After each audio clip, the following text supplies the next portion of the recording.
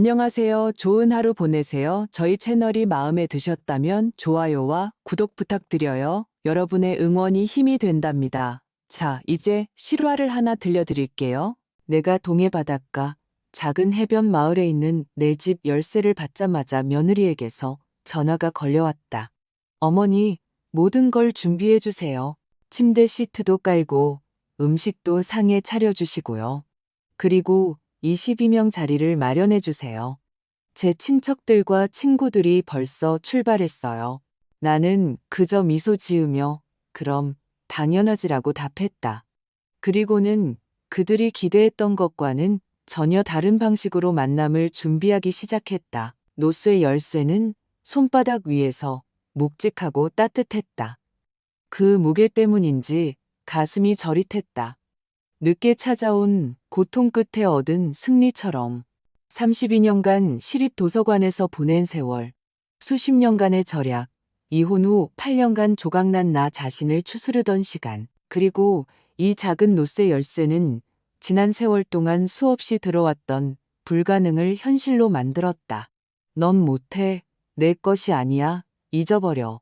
사서 월급으로는 절대 바닷가 집을 살 수 없어. 박진호는 아기는 없지만 어떤 희망도 꺾어버릴 수 있는 그 특유의 잘난 척하는 말투로 말했다. 현실을 봐. 그는 덧붙였다. 그런데 나는 양양의 한 바닷가에 있는 내 작은 집의 빛바랜 현관에 서 있었다. 4월의 바람은 소금기와 신선한 내음을 실어와 내 짧은 흰 머리카락을 흩날렸다. 67세의 김미영인 나는 마침내 묵묵히 고집스럽게 믿어왔던 것을 손에 쥐고 있었다. 작고 방 2칸짜리 집이었다. 창문 덧문은 연한 하늘색으로 발해 있었지만 창밖으로는 바다가 자갈밭 해변이 그리고 바다로 이어지는 작은 오솔길이 펼쳐져 있었다. 나의 작은 고요함이었다. 부동산 중개인은 방금 떠나며 행운을 빌어주었고 몇 가지 서류 처리를 위해 주중에 다시 들르겠다고 했다. 나는 열쇠를 돌려 익숙한 찰칵 소리를 듣고 문을 밀었다. 햇살 한 조각이 바닥에 길게 드리워졌고 내가 미리 골라 어제 지역 배송으로 받은 소박한 수납장과 의자에 반짝이며 비쳤다. 내 집이야. 나는 속삭이며 내 목소리에 귀 기울였다. 마치 이제는 이 말이 정말 그렇게 단순하게 들리는지 확인이라도 하듯. 나는 천천히 서두르지 않고 방들을 거닐었다. 손바닥으로 창틀과 문설주를 쓸어보았다. 특히 조심스럽게 2겹으로 포장하고 종이로 덧댄 책들을 어디에 놓을지 가늠해보았다. 아침에는 머그잔을 들고 테라스로 나가고 저녁에는 분홍색에서 호박색으로 짙어가는 바다를 바라보며 멀리 방파제 끝에 불빛이 꺼져가는 모습을 상상했다. 퀸사이즈 침대와 창가의 작은 독서 공간이 겨우 들어가는 침실에 여행 가방을 전분 먹인 흰 침대보 위에 내려놓았다. 창밖으로는 바다로 향하는 좁은 길, 나의 전용 통로가 보였다. 물론 사유해변은 아니었지만 누구도 넌 너무 조용해. 또 책에 파묻혔니. 남들처럼 좀 살아봐라고 말할 수 없는 나만의 해변이었다. 박진호는 그런 말을 비웃듯이 즐겨했지만 나는 20대 때부터 묵묵히 소란 없이 꿈을 키워왔다. 그저 내 할 일을 했을 뿐이었다. 이혼 후 8년간 나는 할 수 있는 모든 부업을 했다. 도서관의 기본 급여에 주말에는 작은 서점에서 일했고 휴가도 외식도 없었다. 옷은 필요한 경우에만 샀다. 그럼에도 매달 정확히 계획한 만큼 저축했다. 그리고 그 8년간 나는 이준호가 내게 전해주는 악담을 들었다. 내 엄마는 아직도 바닷가 집을 쫓아다닌대. 어떤 사람들은 영원히 배우지 못한다니까. 상처받았어야 했지만 오늘 이 기억은 왠지 모르게 잔잔한 기쁨만 안겨주었다. 그는 내가 원하는 것을 배운 것이 아니라 나 자신만의 방식을 배운 것이다. 꿈은 노력할 가치가 있다는 것을. 나의 사서 월급도 인내심과 함께라면 많은 것을 해낼 수 있다는 것을. 그리고 내 규칙대로 사는 자유는 어떤 절약이라도 감수할 만한 가치가 있다는 것을. 작은 여행 가방에서 짐을 풀고 두어 벌의 원피스를 삼나무 옷장에 걸었다. 집이 숨쉬는 소리, 나무 판자가 삐걱거리는 소리에 귀 기울였다. 그리고 내일 이준호와 최지연이 와서 나머지 짐, 주로 책과 내가 운송업자에게 맡기지 않은 물건들을 옮기는 것을 도울 것이라고 생각했다. 아들에게 내가 이 모든 세월 동안 무엇을 위해 달려왔는지 보여주고 싶었다. 최지연에 대해서는 조심스럽게 생각했다. 그녀는 화려하고 빠르며 야심만만한 사람이다. 고급 호텔 체인의 마케팅 이사로 상위 5%, 유명 인사, 그리고 끊임없는 프레젠테이션 속에서 살아간다. 나의 조용하고 소박한 삶을 시골스럽다고 생각하며 그것을 한 번의 눈짓으로도 충분히 전달할 줄 안다. 내가 도서관에 대해 언급하면 눈썹을 치켜 올리거나 좋은 책에 대해 너무 오래 이야기하면 휴대폰을 확인하곤 했다. 나는 나 자신과 합의했다. 그녀가 아들을 행복하게 한다면 그것은 나의 불편함보다 중요하다. 그리고 이제는 거리도 있다. 서울에서 여기까지 고속도로로 2시간 거리다. 즉, 방문은 잦지 않고 짧을 것이며 내가 얼마나 어떻게 할지 선택할 수 있을 것이다. 생각이 채 정리되기도 전에 전화가 울렸다. 나는 미소 지었다. 이준호 이름이 떴다. 여보세요. 아들아. 마침 내 생각하고 있었는데. 나는 창가 쿠션에 몸을 기댔다. 나는 바다를 보기 위해 모든 집에서 이 창가 자리를 고집했다. 하지만 들려온 목소리는 이준호의 것이 아니었다. 어머니, 저 지연이에요. 그녀의 목소리는 사무적이고 정돈된, 저절로 어깨를 펴고 미안하다고 말하고 싶게 만드는 그런 목소리였다. 비록 잘못한 것은 없었지만 계획을 바꿔야겠어요. 내일 이사 돕는 건 못할 것 같아요. 나는 실망감을 삼켰다. 괜찮니? 오히려 더 좋아요. 그녀가 말했다. 나는 그녀가 전화 너머로 미소 짓는 소리를 들었다.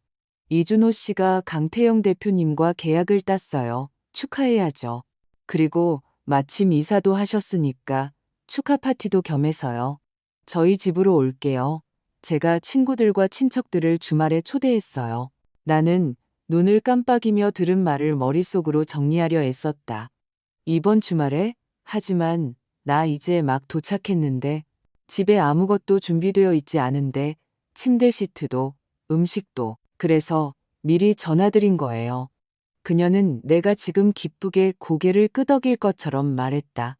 모든 걸 준비해 주세요. 방도 정리하고 상도 차리고요. 22명 자리가 필요해요. 저희는 벌써 출발했어요. 22명? 내 목소리가 갈라졌다. 지연아, 그건 안 돼. 방은 2개뿐이고 냉장고에는 우유랑 달걀밖에 없어. 그녀는 비웃듯이 말했다. 어머니, 너무 극적으로 생각하지 마세요. 매트리스를 깔고 식료품을 사면 되죠. 여기 분명 마트가 있을 거예요. 준호 씨 말로는 테라스가 있으니 주로 밖에서 지낼 거래요. 그냥 어떻게든 준비해 주세요. 나는 순간 할 말을 잃었다. 내 집에서의 첫날. 내가 그토록 오랜 세월을 걸어온 바로 그 집에서 최지연은 마치 회사 회식을 위해 빌린 호텔처럼 말했다. 이건 이준호 씨 커리어에 중요한 일이에요. 그녀는 내가 침묵하는 것을 느꼈는지 잠시 후 말을 이었다. 강 대표님 부부와 고위 임원들이 올 거예요. 아주 중요한 계약이죠. 아들 기회를 망치고 싶지는 않으실 거 아니에요? 익숙한 압박감이었다. 내가 수년간 당연하게 받아들였던 것. 내 경계는 누군가의 계획에 비하면 사소한 것이며 이준호를 위해서라면 나에게 어떻게든 해도 좋다는 암시. 그리고 나는 솔직히 손이 저절로 수첩을 향하는 것을 느꼈다. 사과하고 달려나가고 어떻게든 해결하려 애썼던 옛날처럼.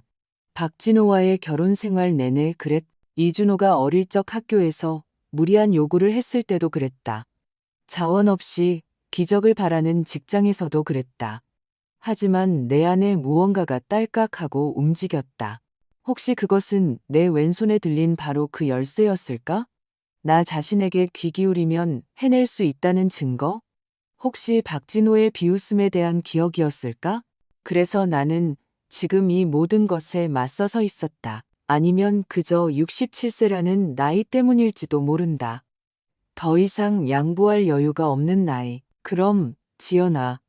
나는 내 차분한 목소리를 들었다.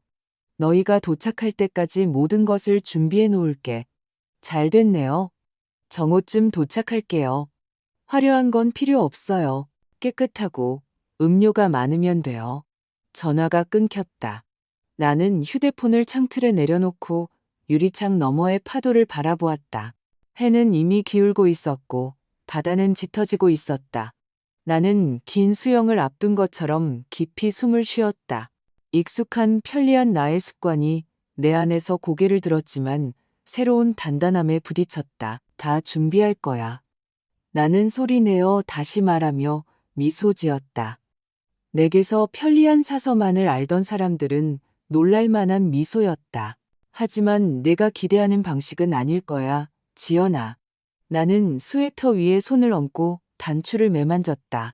수십 년간 책을 정리하고 목록표를 쓰고 조용히 내 삶을 꾸려왔던 손으로 다시 휴대폰을 들었다. 식료품을 주문하기 위해서도 이준호에게 사과하기 위해서도 아니었다. 완전히 다른 준비를 시작하기 위해서였다. 도서관 사서와 많이 접해보지 않은 사람들은 종종 우리의 능력을 제대로 알지 못한다. 우리는 찾고 발견하고 분석하고 조립하고 혼돈 속에서 질서를 만들며 다른 사람들의 요구를 그들 스스로가 표현하는 것보다 더 잘 파악한다. 나는 창가에 앉아 옆에 수첩을 놓고 노트북을 켰다. 그리고 어린이 도서 자료를 정리하듯이 차분하게 시작했다. 누가 오는지, 어디에서 오는지, 무엇을 좋아하고 무엇에 열광하는지, 그리고 이 사람들을 우리 작은 해변 마을에 어디에 배치해야 각자의 경계를 명확히 알 수 있을지를. 나는 이준호에게 전화했다. 3번 울린 후 그가 받았다. 배경에서는 고속도로 소음이 들렸다.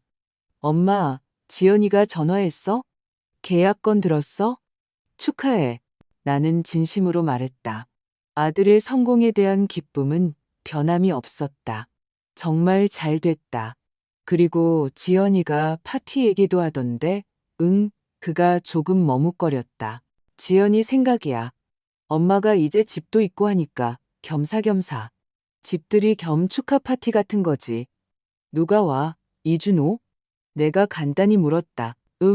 강태영 대표님 부부, 즉 사장님들이 오시고 우리 회사의 고위 임원 몇 분, 지연이 부모님도 서울에서 오시고 누나 아영이랑 매형 민준이도 와. 그리고 지연이 친구들도. 솔직히 절반은 기억이 안 나. 언제 결정한 거야? 오늘 아침 계약 확정되자마자. 그러니까 지연이가 내게 묻지도 않고 22명을 우리 집으로 초대한 거라고? 나는 비난 없이 사실을 말했다. 그는 침묵했다.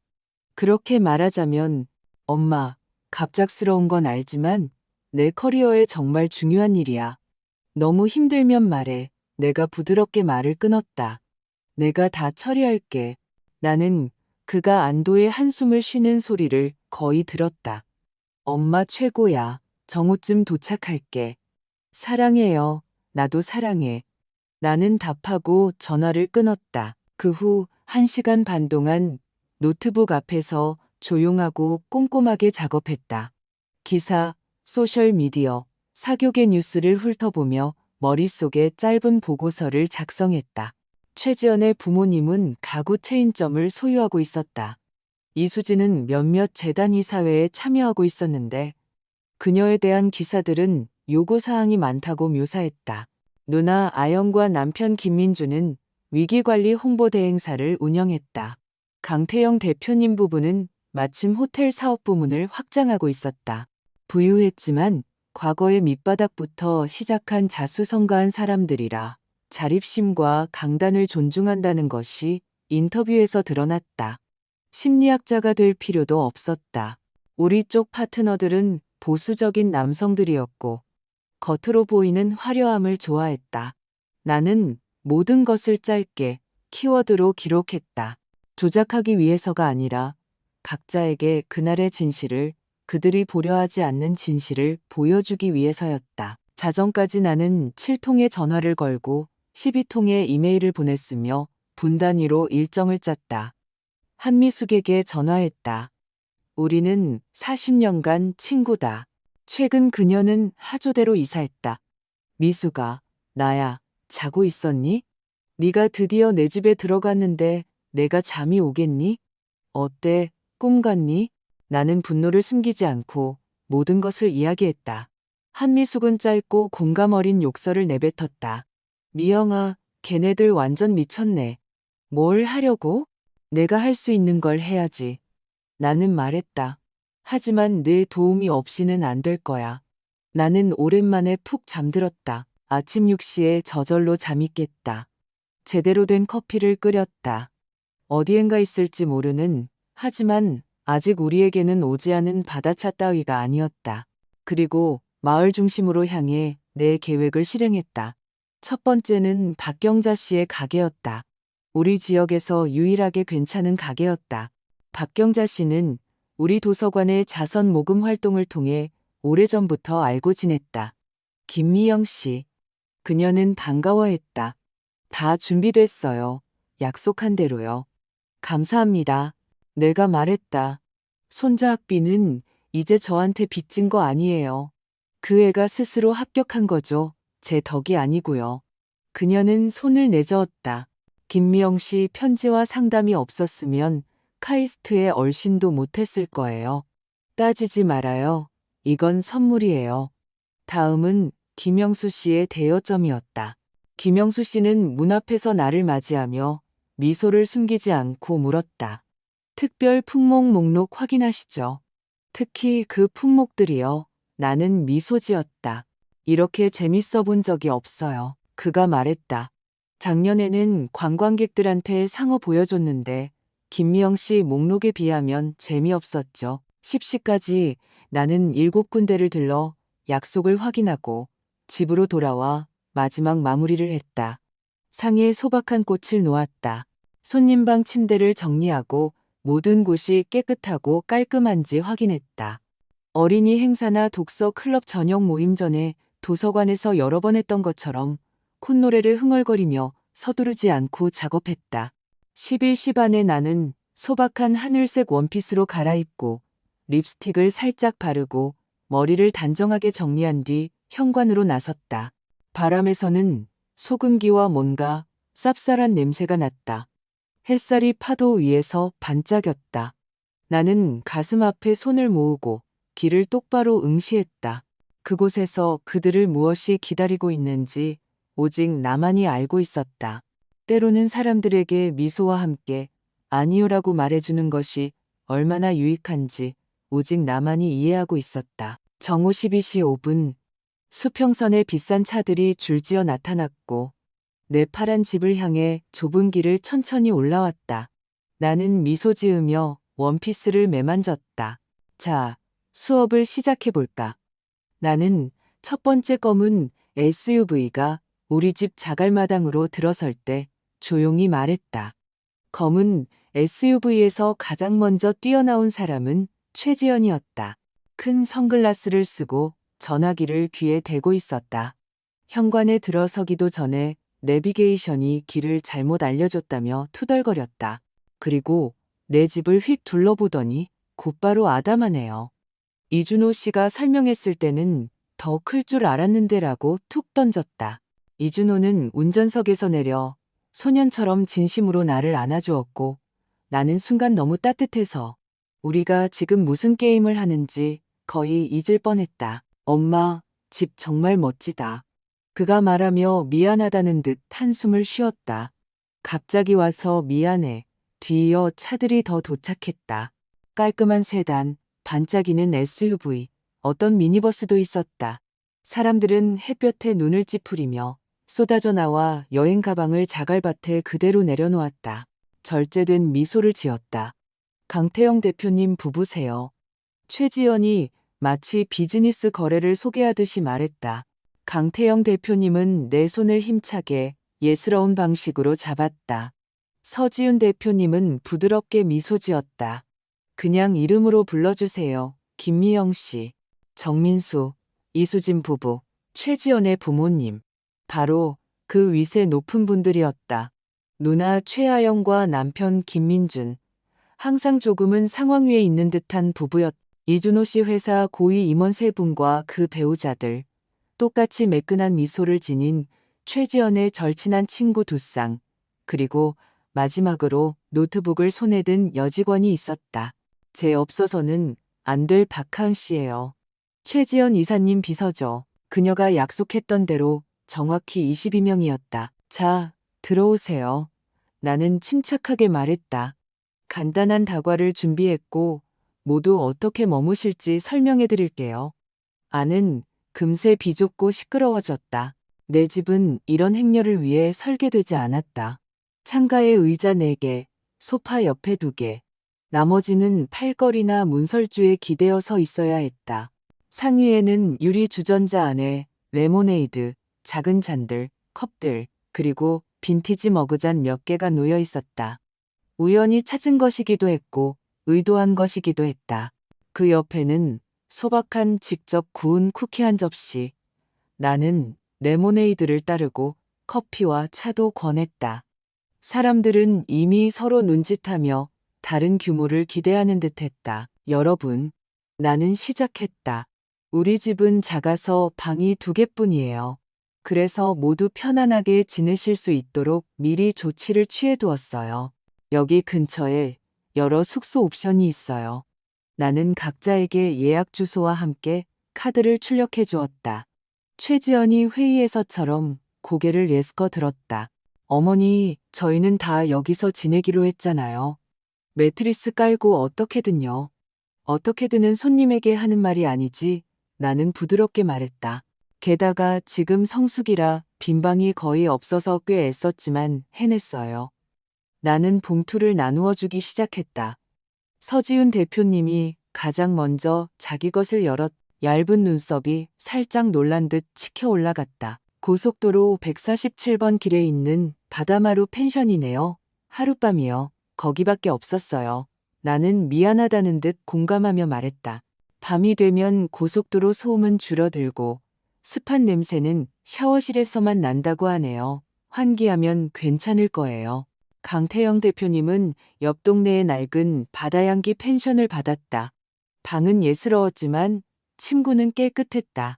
최아영과 김민준 부부는 제비둥지 캠핑장을 받았다. 이미 텐트가 설치되어 있었다. 관리인은 너구리가 없다고 맹세했지만 우리 동네는 너구리가 아니라 해변가 고양이들이 좀 뻔뻔하죠. 그 문제는 거의 해결했어요. 고위 임원 중 한 분은 배우자와 함께 미숙인의 민박을, 다른 한 분은 어부의 낚시용품점 위쪽 방을 받았다. 대신 바다 경치는 어떤 호텔보다 좋을 거예요. 정민수와 이수진 부부는 함께 묵을 방이 없어 각기 다른 곳을 받았다. 나는 너무나 정중하게 손을 저어서 이수진의 턱이 떨렸다. 이건 무슨 실수예요? 이준호 씨, 여기 호텔이 잔뜩 있잖아요?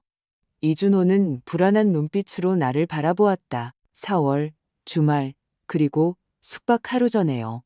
나는 고개를 저었다. 30km 내 모든 곳이 만실이에요. 낚시 축제, 어린이 요트 대회, 요트 클럽은 비공개 행사 중이고요. 제가 있는 모든 곳에 다 전화해봤어요. 최지연의 얼굴에 얼룩덜룩 붉은 반점이 피어났다. 강 대표님 부부가 길바닥에서 잘 수는 없어요. 그녀가 씩씩거렸다. 그분들이 누군지 아시기는 하세요? 훌륭한 분들이죠. 내가 답했다. 그리고 잠은 어디서든 잘 수 있어요. 아, 그리고 제 손님 방은 이준호 씨 부부를 위해 비워두었어요. 제 침실은 정민수, 이수진 부부에게 양보하고요. 저는 소파에서 잘 거예요. 나머지는 카드에 적힌 대로요. 서지훈 대표님이 조용히 기침하며 남편을 쳐다보았다. 우리 그냥 서울로 돌아가는 게 어때요? 길지 않은 거리인데 저희 저녁 예약해뒀어요. 최지연이 끼어들었다. 여기서 가장 프라이빗한 해양 요트 클럽이에요. 한 달 기다렸다고요. 제가 오늘 아침에 관리인에게 전화했어요. 나는 차분하게 말했다. 예약자 명단에 이름이 없었어요. 오늘은 개인 연회가 있다고 하더라고요. 모든 자리가 이미 매진됐대요. 말도 안 돼. 최지연이 박하은에게로 날카롭게 돌아섰다. 확인해봐.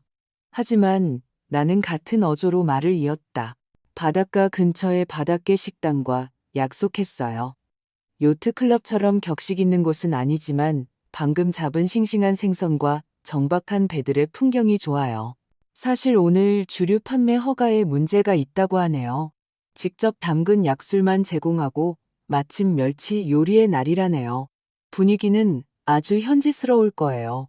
이수진이 합석 테이블이라고 조용히 말했다. 마치 내가 바닥에 앉으라고 한 것처럼 고위 임원 중 한 명이 찡그린 표정을 억누르며 시계를 보았다. 강 대표님 부부가 서로 눈짓했다. 나는 서지훈 대표님의 눈에서 짜증이 아니라 호기심 같은 것을 발견했다. 모두 생각하시는 동안 나는 미소 지었다. 바다로 가보시죠. 지금 물이 따뜻해서 돌 틈 사이에서 소라를 볼 수 있어요. 운이 좋으면 보름달물의 파리도 해변으로 떠밀려 올 거예요. 접시처럼 아름답고 투명하답니다. 일행은 좁은 오솔길을 따라 내려갔다. 하이힐은 자갈밭에 밝히고 흰 바지는 마른 풀에 걸렸다. 얼굴에는 불만이 서렸다. 나는 앞장서서 고래가 어떻게 생겼는지, 소라가 외래종 포식자라는 것, 4월의 바다는 신경질적이라는 것, 산에서 불어오는 바람이 파도를 휘감는다는 것을 수십 년간 아이들에게 설명했던 바로 그 목소리로 이야기했다. 최아영이 소라 껍데기를 발견하고 조심스럽게 인상을 찌푸리는 것을 보았다. 고위 임원 중 한 명은 비싼 구두에 물이 튈까봐 바다에서 한 발짝 물러섰다. 최지연은 휴대폰을 움켜쥔 채 네트워크를 잡으려 이리저리 뛰어다녔다. 해변에서는 보통 안 잡혀요. 내가 크게 알려주었다. 도로 쪽으로 올라가시거나 아니면 북쪽으로 1.5km 정도 떨어진 정수장 쪽으로 가보세요. 거긴 연결이 아주 잘 될 거예요. 최지연의 눈빛은 빵에 발라먹을 수 있을 정도였다. 30분 후 모두 자연의 실층을 느꼈고 나는 진짜 백이 해변의 맛이 나는 차를 약속하며 사람들을 다시 집으로 이끌었다. 집에는 3단 접시에 작은 오이 해초버터, 샌드위치, 해초 크림치즈 타르트, 말린 해초 스콘이 기다리고 있었다. 스콘은 첫 입에 눈치채지 못하도록 해초를 잘게 썰어 넣었다. 맛은 독특했지만 내가 말했듯이 몸에 좋았다. 그리고 짙은 홍차는 훈연향과 해초향이 어우러져 비온 뒤 생선 항구 같은 냄새가 났다. 서지훈 대표님이 스콘 한 조각을 조심스럽게 베어 물었다. 그녀의 얼굴에 놀라움인지 아니면 스포츠 정신 같은 건지 모를 미묘한 표정이 스쳐 지나갔다. 흥미로운 맛이네요. 그녀가 정중하게 말했다. 해초요. 내가 기쁘게 확인시켜 주었다. 우리 마을 여성들은 이걸로 샐러드를 만들지만 저는 빵에 넣어봤어요. 휴양지니까 바다에 맞춰야죠. 고위 임원 중 한 명이 조심스럽게 차를 한 모금 마시더니 입술을 내밀었다. 이준호는 미소를 간신히 참았다. 이수진은 접시를 1mm 뒤로 밀었다. 최지연은 우리가 주방에 단둘이 남을 때까지 기다렸다. 그녀는 거의 손대지 않은 찻잔을 내려놓았다. 목소리에 날카로움이 묻어났다. 어머니, 대체 뭘 하시는 거예요? 이 모든 게 다 뭐예요? 숙소, 식당, 이 차까지. 이게 이준호 씨에게 어떤 결과를 가져올지 아시기는 하세요? 제가 가진 것 중 최선을 다하고 있는 거예요. 나는 여전히 침착하게 답했다. 저는 작은 집 이사 온 지 하룻밤. 그리고 문 밖에 바다가 있을 뿐이에요. 그리고 묻지도 않고 데려온 22명이 있고요. 그러니 네, 제가 할 수 있는 대로 준비했어요. 제 저녁을 망치고 있는 거예요. 최지연이 눈을 가늘게 떴다. 적어도 자신에게는 솔직해지세요. 저는 경계를 가르치고 있는 거예요. 나는 조용히 말했다. 나의 경계와 다른 사람들의 경계도 미래를 위해서요. 바로 그때 이준호가 주방을 들여다보았다. 다 괜찮아요? 강 대표님 부부가 저녁 식사에 대해 물어보시는데요. 예약에 뭔가 착오가 있었다고 해요. 내가 엄마에게 말했어. 최지연이 급히 말을 끊었다. 우리 요트 클럽 예약이 있었는데 갑자기 사라졌대. 이제 바닷가 식당밖에 안 남았어. 술도 없고 멸치 요리밖에 없대. 정말 안 됐네요. 나는 악의 없이 한숨 쉬었다. 대신 경치는 좋을 거예요. 하지만 현금 결제 생각하셔야 할 거예요. 거기 기계가 자주 먹통이거든요. 이준호는 나와 최지연을 번갈아 보았다. 나는 그 안에서 늘 그랬던 대로 상황을 무마하려는 습관과 어떤 새롭고 낯선 감정이 충돌하는 것을 보았다. 아들아, 나는 그에게 부드럽게 말했다. 잠시 나가서 봐봐. 모든 것이 자기 뜻대로 되지 않을 때 누가 사람으로 남아있는지, 누가 불편함 속에서도 변치 않는지, 누가 아닌지 나중에 이야기하자. 저녁이 되자 손님들은 각자 받은 카드를 들고 떠나기 시작했다.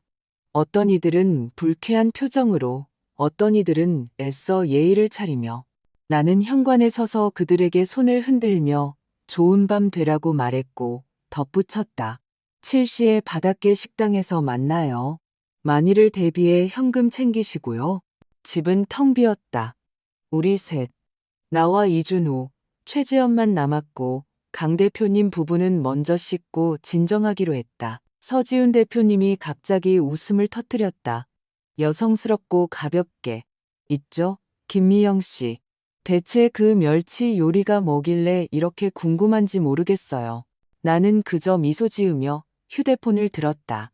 도서관 모임, 편지, 그리고 조용한 도움으로 나를 알던 곳에 짧은 전화 한 통을 더 걸었다. 진우야. 나는 수화기에 말했다. 약속했던 우리 자리로. 그리고 우리 도착하면 좀 맞아줘. 그리고 바로 이곳. 해가 지고 바다가 어두워지는 현관에서 나는 아주 분명히 깨달았다.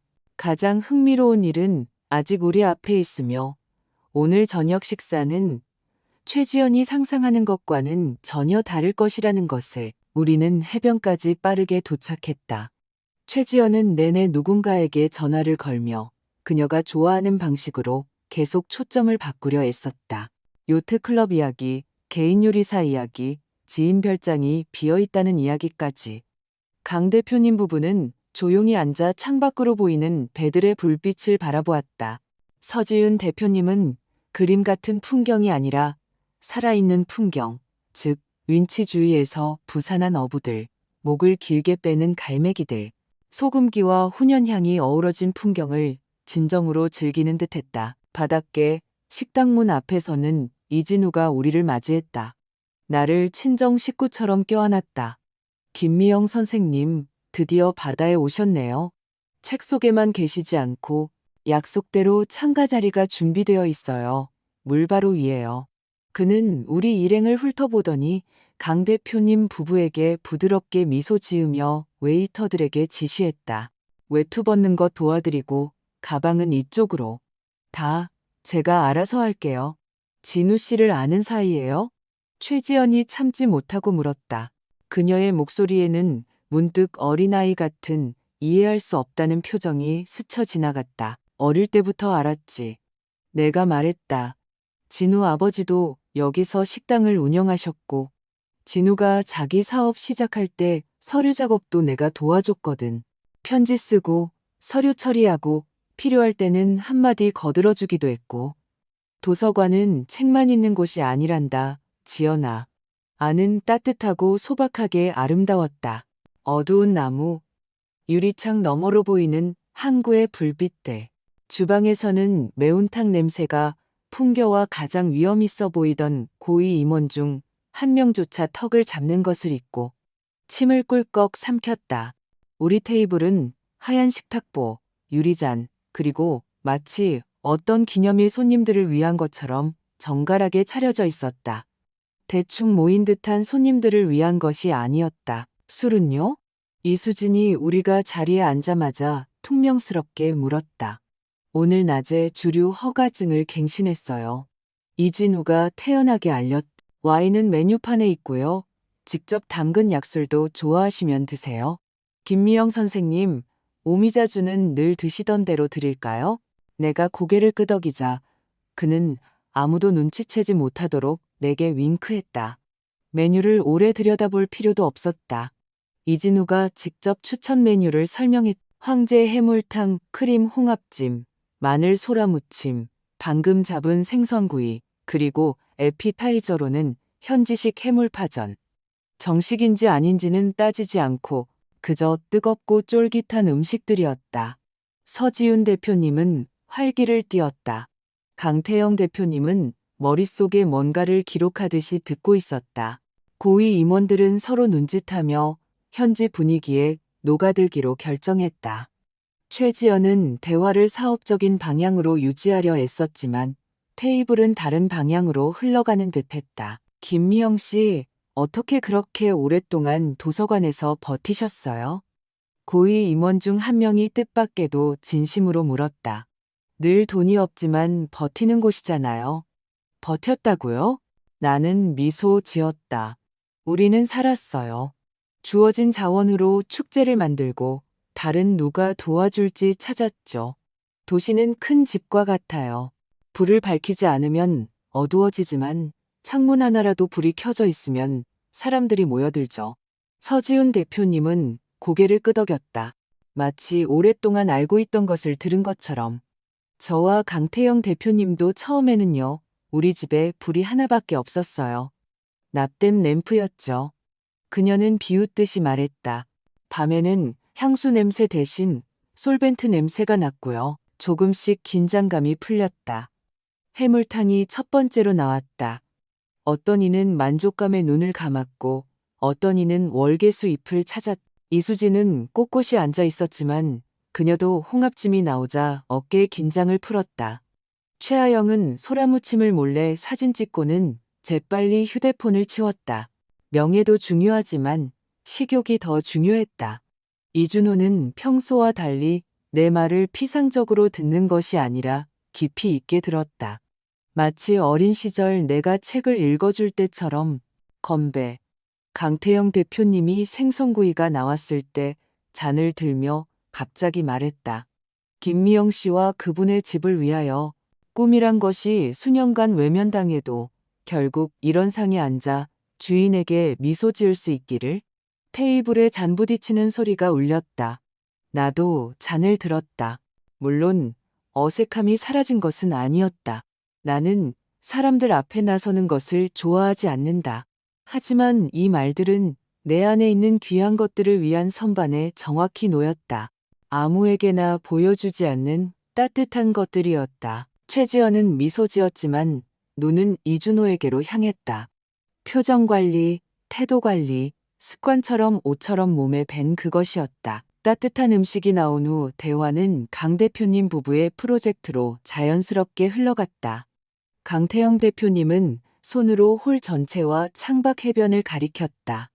우리 서울에서도요. 집은 외관만으로 지어지는 것이 아니라 아이들이 뛰어놀고 할머니가 해바라기 씨를 까먹고 누가 아픈지 누가 국을 가져다 줄지 모두 아는 골목길에서 지어진다는 것을 가끔 잊곤 합니다. 이준호 씨가 우리 프로젝트에 대한 접근 방식을 이야기했어요. 뭐라고 불렀죠? 적응적 재활용이요. 이준호가 답했다. 하지만 솔직히 말해서 거기에는 기술뿐만 아니라 뭔가 살아있는 것이 필요해요. 커뮤니티, 동아리, 독서실, 만남의 장소 같은 것이요. 독서실이요? 서지훈 대표님이 내게 미소 지으며 다시 말했다. 코워킹 스페이스보다 더 좋게 들리네요. 독서실은 당신을 기다리는 곳이죠. 내가 말했다. 적어도 차 한 잔을 위해. 최지연은 그 순간 입술을 살짝 깨물었다. 나는 눈으로 본 것이 아니라 피부로 느꼈다. 하루 종일 그녀는 완벽한 그림을 만드는 주최자의 역할에서 벗어나 있었다. 그리고 이것은 그녀에게 거의 물리적으로 고통스러웠을 것이다. 하지만 그녀도 이제는 역할을 연기하는 것이 아니라 듣기 시작하는 듯했다. 이진우는 마치 그것을 느낀 듯 따뜻한 차를 따라주며 내게 몸을 숙였다. 내일 바다가 또 뒤집힐 거래요. 북동풍이 불어올 거라고 하네요. 조용히 말했다. 선장님 배는 준비되어 있지만 많이 흔들릴 거예요. 그럼 더 재밌겠네요. 나는 똑같이 조용히 답했다. 중요한 건 모두에게 구명조끼가 있고 이야기는 더 자세해야 한다는 거죠. 늘 그랬듯이요. 그가 윙크했다. 우리는 이미 어둠 속에서 바닷가 식당을 떠났다. 항구의 불빛들이 낡은 거울 속 화환처럼 물에 반사되었다. 공기는 시원했다. 어부들의 목소리가 옆 테라스에서 흘러나오는 음악과 어우러졌다. 강 대표님 부부는 아침에 다시 만나자고 인사했다. 그들은 아직 자기 방으로 돌아가야 했다. 그리고 솔직히 나는 그들에게 따뜻한 고마움을 느꼈다. 그들은 떠날 수도 있었는데도 소박한 것을 선택했다. 그것은 그들이 어떤 사람인지 많은 것을 말해주었다. 엄마. 이준호가 우리 둘이 차로 걸어갈 때 말했다. 최지연은 입구에 잠시 머물러 누군가에게 문자를 보내고 있었다. 오늘 엄마를 마치 새로 본 것 같아. 그는 머뭇거리다 어색하게 웃었다. 부끄럽기도 하고 자랑스럽기도 해. 그냥 계속 지켜봐, 아들아. 내가 답했다. 내일은 또 다른 영화가 시작될 거야. 무슨 또 다른 영화요? 최지연이 우리를 따라잡으며 이미 정돈된 목소리로 끼어들었다. 내일은 브런치와 자유로운 교류가 계획되어 있어요. 우리는 내일, 나는 차분하게 말했다. 바다 산책을 할 거예요. 바다벼로 최민수 선장님과 함께요. 돌고래들은 정오쯤 잘 나타나고 그리고 나중에는 웨이터 없는 피크닉을 할 거예요. 좋은 담요와 함께요. 돌고래라니. 최지연은 그 단어가 립스틱을 망치기라도 한 것처럼 인상을 찌푸렸다. 어머니, 정말이에요? 강 대표님 부부에게는 흔들림이 필요 없어요. 서지훈 대표님은 어제 흥미롭다고 하셨어요. 내가 상기시켰다. 그리고 다른 사람들에게도 때때로 중심이 아니라 바다 한가운데 구명조끼를 입은 한 인간으로서 존재하는 것이 유익해요. 최지연은 손가락 마디가 하얘지도록 휴대폰을 꽉 쥐었지만 아무 말도 하지 않았다. 나는 그녀가 밤새도록 메시지를 주고받으며 모든 것을 뒤집으려 애쓸 것이라는 것을 알았다. 하지만 나는 잠을 잘 것이다. 아침을 위해 푹 자야 했다. 우리는 차 앞에서 헤어졌다. 나는 집으로 걸어갔다. 별들이 항구 위에서 밝게 빛났다. 자갈길에는 촉촉한 자갈들이 바렸다. 그리고 공기에서는 내가 그토록 오랫동안 기다려왔던 바로 그 시작의 냄새가 났다. 손님방에는 이미 우리 가방들이 놓여 있었다. 나는 이준호의 잘자를 듣기 위해 주방에 불을 켜두었다. 그리고 귀걸이를 벗으며 거울 속에 나에게 미소 지었다.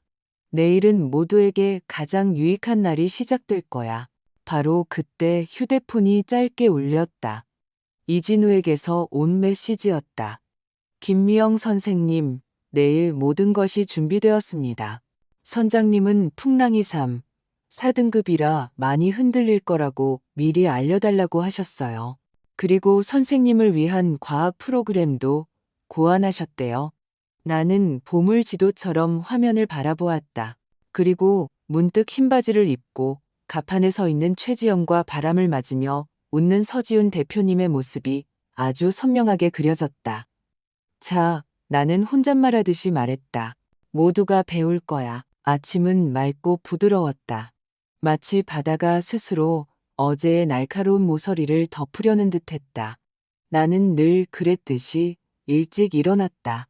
커피를 끓여 머그잔을 들고 테라스로 나왔다. 나 혼자였다. 물 위로 얇게 금빛을 뿌리는 햇살, 갈매기 소리, 소금과 돌멩이 냄새와 함께 나는 단순한 것들을 생각했다. 이렇게 조용히 나만의 바다 앞에서 첫 아침 커피를 마시기까지 얼마나 오랜 시간을 걸어왔는지, 그리고 현실을 보라는 남들의 말이 이제는 얼마나 우스꽝스럽게 들리는지. 현실은 바로 여기, 해변에서 문을 두드리고 있는데 아름답다. 이준호가 머리 헝클어진 채 머그잔을 들고 문간에서 말했다. 갑자기 10년은 젊어진 듯했다. 그는 내 옆에 앉아 수평선이 보이도록 의자를 당겼다. 우리는 잠시 침묵했다. 마치 말 한마디가 이 희귀한 아침의 평온을 깨트릴까 두려운 듯. 엄마, 그가 마침내 한숨을 쉬었다. 어제 일에 대해 사과해야겠어. 엄마에게는 첫날인데, 엄마 집인데 우리가 퍼레이드처럼 들이닥친 것에 대해, 그리고 전에도 자주 그랬던 것에 대해서도 고맙다. 내가 말했다. 네가 이걸 보게 된 것이 중요해. 그가 고개를 끄덕이더니 몸을 움츠리며 힘을 모았다. 엄마는 어제 마치 새로 본 것 같았어. 모든 걸 알아서 해주는 엄마가 아니라 자신이 뭘 원하는지 알고 양보하지 않는 사람으로. 부끄럽기도 하고 자랑스럽기도 해. 이준호, 나는 그의 소매에 손을 얹었다. 나 자신도 너무 오랫동안 편리한 사람이었어. 기억하니 내 아빠가 피아노를 팔았을 때? 자리가 필요하다고 해서. 나는 그때 아무 말도 못했어. 몇 년을 모아서 산 건데. 저녁마다 그게 내 숨통이었는데. 그리고 그때부터 모든 게 술술 풀리는 것처럼 휴가, 차, 누구 친구가 더 나은지, 심지어 신년 파티도 모든 게 편리함에 따라 결정됐지. 나는 어느새 벽 쪽으로 밀려나고 있다는 걸 알아채지 못했어. 바닷가 집은 변덕이 아니야. 늦었을지 모르지만 이건 나의 존재야. 그는 내 말을 끊지 않고 들었다. 시선은 바다에 고정되어 있었지만 내 모든 감각은 그에게 내 말이 닿았다는 것을 느꼈다. 바로 그때 최지연이 문간에 나타났다. 이미 흰색 크롭트 바지와 줄무늬 마린룩 스웨터 차림이었다. 머리는 단정하게 묶여 있었고 목소리는 사무적이었다. 계획에 대해 논의해야겠어요. 손님 절반이 일찍 가겠다고 하고 부모님은 고속도로에서 막혀서 화가 나셨어요. 바닷가 식당은 어떤 사람은 칭찬하고 어떤 사람은 너무 소박하다고 불평해요. 우리는 10시에 바다로 나갈 거야. 나는 차분하게 말했다. 바다벼로 최민수 선장님과 함께. 돌고래들은 정오쯤 잘 나타나. 배 위에서는 간단한 간식, 담요, 그리고 보온병에 담은 차가 준비되어 있어. 그리고 저녁에는 해변에서 모닥불을 피울 거야. 가마솥에 스튜를 끓일 거야. 콩, 토마토, 고추 넣어서 뜨겁고 정말 진짜 배기가 될 거예요. 어머니. 최지연이 매니큐어 뚜껑 닫듯이 휴대폰 뚜껑을 닫았다. 우리 고객들이 있는데요. 뱃멀미에 휘발유 냄새, 보온병 차란이요. 강 대표님 부부에게는 어울리지 않아요. 서지훈 대표님은 어제 그림 같은 것보다 살아있는 것을 원한다고 하셨어요. 내가 상기시켰다. 다른 사람들에게도 때때로 중심이 아니라 구명조끼를 입은 한 인간이 되는 것이 유익해요. 이준호는 아내를 바라보더니 뜻밖에도 나를 지지했다. 지연아, 오늘은 꾸밈없이 가자. 강 대표님 부부가 마음에 들어 하시면 어떤 그림보다 더 좋을 거야. 그녀는 입술을 깨물었지만 아무 말도 하지 않았다. 나는 그녀가 또다시 하루를 재구성하려 애쓸 것이라는 것을 알았다. 하지만 바다는 사람들과 다투지 않는다. 있는 그대로 받아들일 뿐. 부두에서는 나무 판자, 밧줄, 그리고 물에서 뿜어져 나오는 시원한 바람 냄새가 났다. 바다벼로는 부두에 흔들리고 있었다. 흰색 선체에 짙은 남색 옆면이었다. 최민수 선장님은 키 크고 그을린 얼굴에 특유의 뱃사람 눈빛으로 한 사람씩 맞이했다. 모두에게 미소 지었지만 내게는 조금 더 활짝 웃었다. 김미영 선생님, 그가 장난스럽게 거수경례를 했다. 모든 것이 준비되었습니다. 각자 구명조끼도 있고 과학 프로그램도 그대로 진행되어 사람들이 어제보다 적게 모였다. 최지연의 부모님은 오지 않았고 친구들도 부분적으로 사라졌다. 강 대표님 부부와 고위 임원 3쌍만 남았다. 한 임원부는 마치 일주일 내내 바다 위에서 육지 한 번 밟지 못한 듯한 모습이었다. 최하영과 김민준, 박하은은 휴대폰에 매달려 있었다. 이준호, 최지연, 완벽한 마린룩 그림 같았지만 하이힐은 좁은 갱도를 올라가는데 그리 굳건하지 않았다.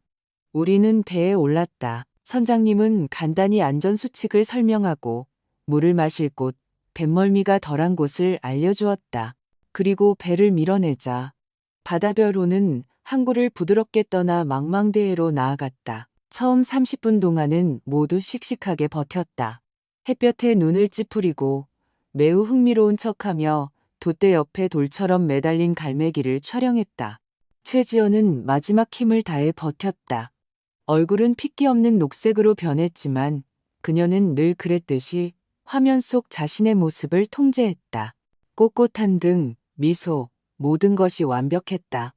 서지훈 대표님은 난간에 기대어 진심으로 바람을 즐기는 듯했다. 그녀의 웃음소리는 숟가락이 유리잔에 부딪히는 소리처럼 맑았다. 강태영 대표님은 이준호와 프로젝트에 대해 이야기했지만 더 이상 기한만이 아니라 주변 사람들에 대해서도 이야기했다. 40분쯤 지나자 최민수 선장님이 내게 신호를 보냈고 그의 목소리가 갑판에 울려 퍼졌다. 신사숙녀 여러분, 오늘은 특별히 운이 좋네요. 오늘 우리는 초청 강사님을 모셨습니다. 동해안 계몽센터 자원봉사자이시자 돌고래와 해파리 전문가이신 김미영 선생님을 뜨거운 박수로 환영해 주세요. 나는 앞으로 나섰고 최지연이 숨을 멈추는 것을 잠시 느꼈다. 엄마가 강사라니 나는 도서관에서 사랑하는 독서 동아리 회원들 앞에 서 있는 것처럼 차분하게 말을 시작했다. 안녕하세요. 내가 말했다. 오늘은 동해안에 북동풍이 불어서 배가 좀 흔들릴 거예요. 혹시 뱃멀미가 심한 분들도 걱정 마세요. 중요한 건 수평선을 바라보고 심호흡을 하고 가까운 물체의 시선을 고정하지 않는 거예요. 그럼 이제 우리가 바다로 나온 이유, 돌고래에 대해 조금 이야기해 볼까요? 우리 동해안 돌고래는 영리하고 가족 단위로 살며 배선수에서 노는 것을 좋아해요.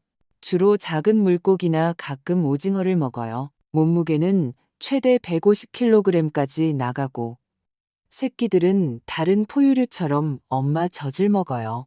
참고로 뱃멀미 중에 간식을 드시고 싶은 분들은 생선 냄새와 마요네즈가 이런 날에는 최악의 조합이라는 점을 명심하세요. 나는 내가 할 수 있는 방식으로 차분하고 유쾌하게 이야기했다. 모든 사람이 곧바로 좋아하지 않을 만한 것들을 섞어가면서, 즉, 보름달물 해파리는 파도가 좋을 때 우산이 접혀 수면 위로 떠오르며, 지역 해파리는 독성이 없지만 손으로 만지면 불쾌한 느낌을 줄 수 있다는 것, 그리고 돌고래는 때때로 좋은 이웃처럼 물고기를 무리에게 몰아주고 서로 나누어 먹는다는 것. 처음에는 우리는 사업회의에 참석했다는 태도를 유지하던 고위 임원들도 점차 뱃멀미와 나의 상세한 설명에 복합적인 영향에 굴복했다. 한 명은 아래 선실로 사라졌고 다른 한 명은 갑판 테이블을 하얀 손가락으로 꽉 잡고 있었고 세 번째 임원은 영웅적으로 고개를 끄덕였지만 그의 눈은 헤매고 있었다. 최아영은 입술을 깨문 채 난간에 굳어 있었다. 박하은은 휴대폰에 나 지금 죽을 것 같아 같은 말을 속삭이고 있었다. 억양으로 보아 비서의 명예가 타격을 입고 있었다. 최지연은 바람을 향해 얼굴을 돌리고 눈을 감았다. 아름다운 그림은 깨지고 삶은 그 자체의 이야기를 만들어내고 있었다. 자, 그럼. 나는 상자를 들었다. 간식 시간이에요. 고등어 통조림과 달걀, 오이, 직접 만든 마요네즈를 넣은 간단한 샌드위치예요.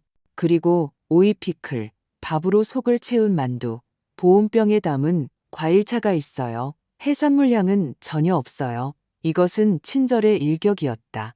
좋은 날이라면 모두 5분 만에 해치웠을 것이다. 하지만 오늘 뱃멀미와 나의 성실한 정보들 속에서 음식은 많은 이들에게 실현이 되었다.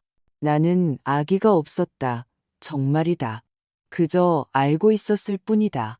어떤 이들에게는 세상이 당신에게 맞춰줄 의무가 없다는 것, 그리고 당신이 진정으로 통제할 수 있는 유일한 것은 당신의 표정과 태도뿐이라는 것을 한 번쯤 느껴보는 것이 유익하다는 것을. 서지훈 대표님이 만두를 들고 웃음을 터뜨렸다. 이거 내가 좋아하는 건데. 그리고 너무나 맛있게 베어 물어서 고위 임원 중 한 명조차 갑자기 자기에게도 하나 건네달라고 부탁했다. 강태영 대표님과 이준호는 그동안 선미에 서서 조용하고 진지하게 이야기하고 있었다. 나는 강태영 대표님의 몸짓을 통해 그가 외관 없이 뭔가를 설명하고 있다는 것을 보았다. 아마도 그가 사업을 시작했을 때 그랬던 것처럼 이때쯤 뱃멀미를 무시하는 사람은 아무도 없었다. 바다별호는 파도에 친근하게 고개를 끄덕였다. 파도도 그에 화답했다. 최민수 선장님은 나를 돌아보더니 쾌활하게 선언했다. 여러분, 여기서 4km쯤 더 가면 돌고래들이 확실히 있는 곳이 있어요. 하지만 좀 참으셔야 할 거예요. 풍랑삼, 4등급의 물보라, 바람도 거셀 거예요. 누가 가고 싶으세요? 정적만이 흘렀다. 마치 대청소를 발표한 강당처럼 고위 임원들이 먼저 포기했고 그 다음 최아영, 그 다음 박하은이었다. 최지연조차 겨우 들릴 듯한 목소리로 오늘은 안 가는 게 좋을 것 같아요. 라고 말했다. 그녀의 목소리에는 날카로움이 없었다. 그럼 내가 말했다. 돌아가죠. 뱃사람들이 말하듯이 때로는 가장 현명한 항로는 되돌아가는 거예요. 되돌아갑시다. 최민수 선장님은 유쾌하게 답했지만 장난스러운 아쉬움에 한숨을 쉬었다. 아깝다. 지금쯤 돌고래들이 한창 먹이 사냥 중인데 그 모습 보면. 그는 사람들의 얼굴을 보고 말을 멈췄다. 돌아오는 길은 짧았고 마치 더 부드러워진 듯 했다. 영웅이 되지 않기로 결정하면 바다는 더 너그러워진다. 부두에서 사람들은 단단한 발걸음으로 육지를 향해 걸어갔다. 최민수 선장님에게 주사를 맞은 의사에게 감사하듯이 고마움을 표했다. 감사합니다. 정말 유익했어요. 나는 미소를 참지 못했다. 수업은 성공적이었다. 강 대표님 부부가 내 곁에 멈춰섰다. 강태영 대표님은 물을 바라보더니 나를 보았다. 있죠? 그가 말했다. 이렇게 쉬어본 게 오랜만이에요. 거짓말이 아니라, 그림을 위해 꾸며진 것이 아니라, 그저 있는 그대로의 것. 바람, 차, 만두, 그리고 있는 그대로의 사람들. 서지훈 대표님이 거들었다. 저녁에 모닥불이 있을 거래요. 그녀의 눈에서는 화장을 완벽하게 한 성인 여성에게서 보기 드문 어린아이 같은 반짝임이 번뜩였다. 이준호와 최지연이 우리에게 다가왔다. 최지연은 꼿꼿이 서 있었지만 그녀의 얼굴은 더 이상 도자기 같지 않았다. 인간적이고 지쳐 보였으며 핏기 없는 얼굴에는 뱃멀미의 흔적이 역력했다. 다음 계획은 뭐예요? 그녀가 압박감 없이 물었다. 모닥불이요. 서지훈 대표님이 나 대신 답했다. 담요 깔고 불 옆에 앉아서 이야기하고 싶어요. 웨이터 없이요. 그녀는 마치 단순한 진실을 깨닫게 해준 사람을 바라보듯이 나를 바라보았다.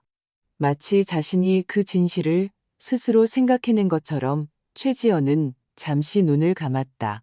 나는 그녀가 피할 수 없는 현실을 소화하고 있다는 것을 보았다. 모닥불. 요트클럽도 아니고 손님에게 맞춰진 것도 아니고 우리가 계획했던 것도 아니다. 마치 그녀의 동의 없이도 일어날 것 같은 있는 그대로의 낯선 현실이었다. 좋아요. 그녀가 조용히 말했다. 모닥불이라면 모닥불이죠.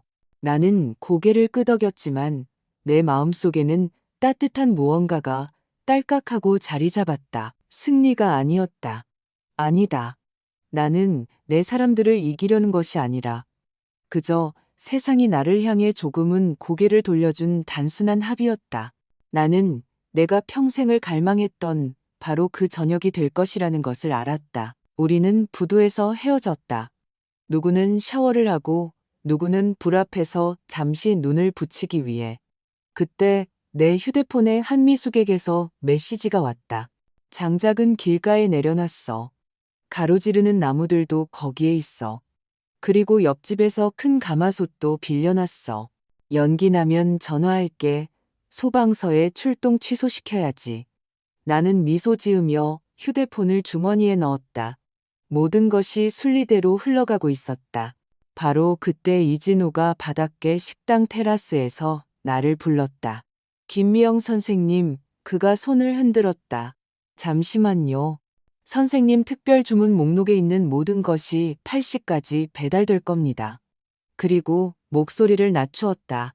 혹시 누가 품격 있는 것을 요구하면 저희가 우연히 잃어버릴 거예요. 약속대로요? 약속대로요.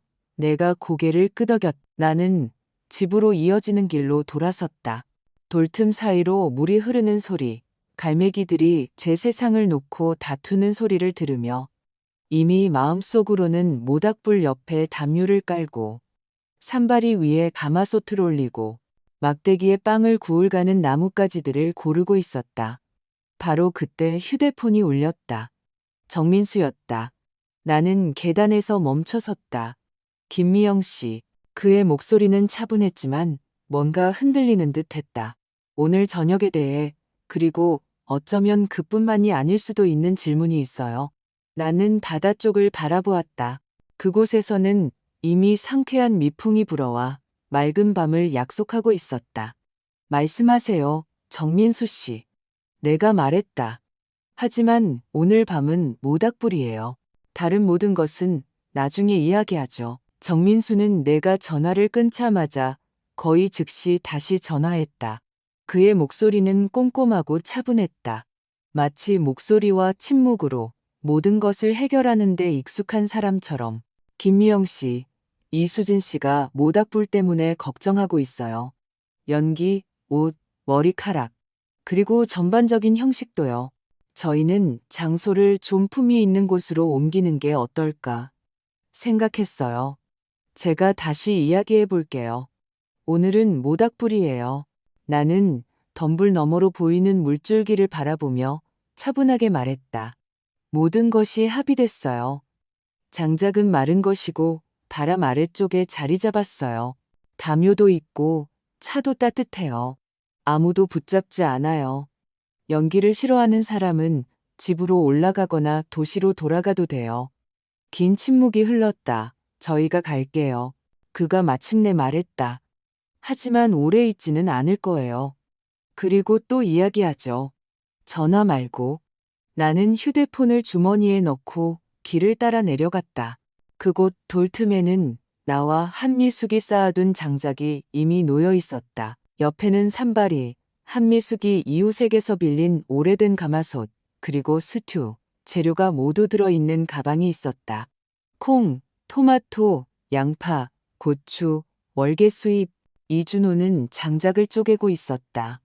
나는 담요를 깔고 막대기에 빵을 구울 가는 나뭇가지들을 골랐다. 왠지 모르게 모든 것이 저절로 이루어졌다.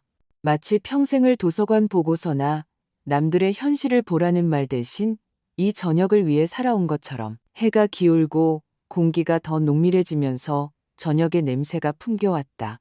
가장 먼저 길을 따라 나타난 것은 강 대표님 부부였다.